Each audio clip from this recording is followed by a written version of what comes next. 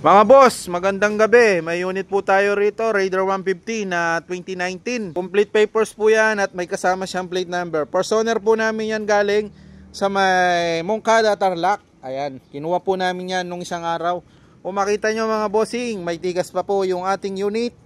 Ang presyo po pala natin dito mga bossing ay 42K. 42K, wag ka nang tumawad, didi-deliver po namin sa inyo. Honest issue lang niya, hindi siya nakarehistro. Pero kung gusto nyo iparehistro muna bago namin deliver, pwede naman, basta mag-add po kayo ng pamparehistro para marehistro po muna namin bago namin may deliver sa inyo. Mga bossing, nung nakuha po namin yan, hindi po ganyan yung itsura niyan. Kung nakita nyo yung unang video niya, parang madi-discourage kayo sa kanya forma. Kasi wala siyang mga sticker, tapos yung upuan niya bakbak, butas-butas, tapos wala siyang ganito, wala rin side mirror, kumbaga yung mga handle niya mga bossing wala rin. Tapos yung kanyang lens sa may headlight naninilaw na. So ngayon pinalitan na po namin lahat, pinalitan ni brother yung lens, tapos yan ilagyan na namin ng sticker para pag nabili nyo itong unit, presentable naman po.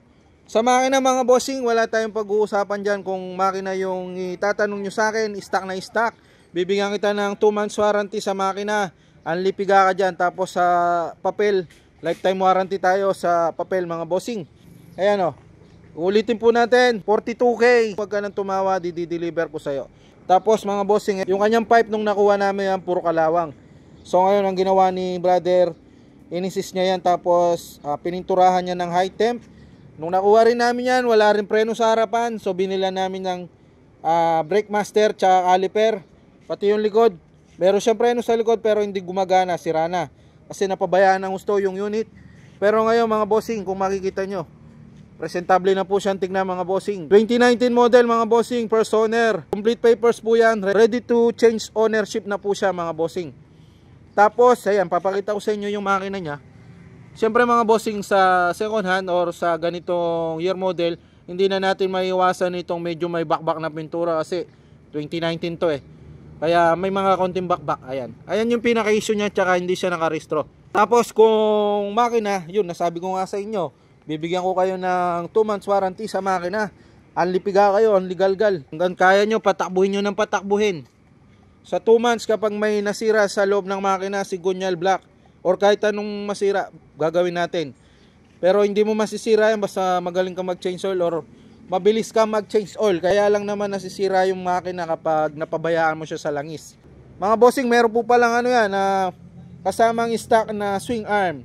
So kapag gusto mo mag-stock swing arm, isasama namin yon para makapag-stock swing arm ka. Pero okay na yan, matibay naman yan eh. Tapos ang kagandahan nito mga bossing, meron pa po siyang plate number.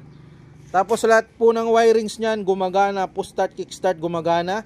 Yung ilaw niya sa likod gumagana. Kapag nagpreno ka, gumagana rin po yung ilaw niya. Tapos yung mga headlight, yung mga lens niya original pa rin po na Stanley.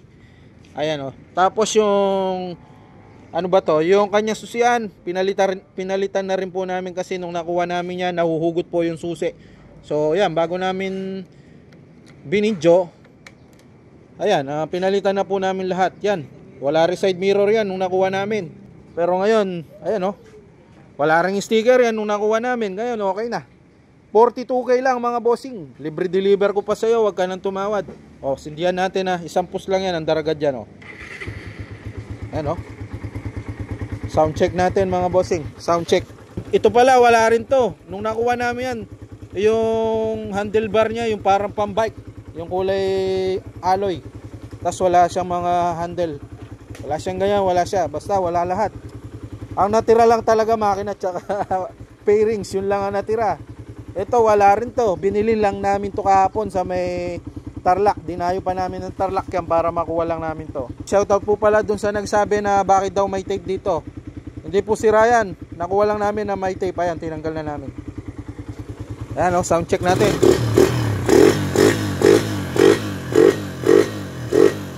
Sindihan natin yung mga ilaw mga bossing. Ayan yung ilaw niya, kulay dilaw kapag naka-low. Kapag naka-high, kulay puti. Low, dilaw. Tapos yung dito sa likod niya, syempre gumagana yan oh. Pag preno mo, gagana din yan oh. Yung placer, sindihan natin.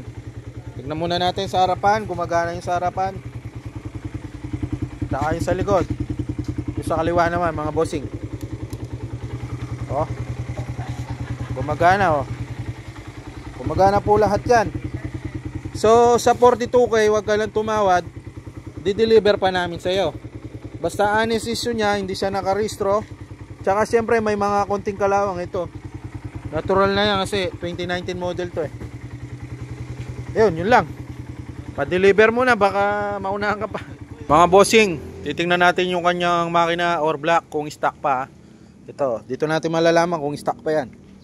Ito oh. Ayan mga bossing, Suzuki SIM5. Kung nakikita nyo, ibig sabihin stock po. Pag 2019, ang nakalagay sa may SIM nya SIM5, SIM5.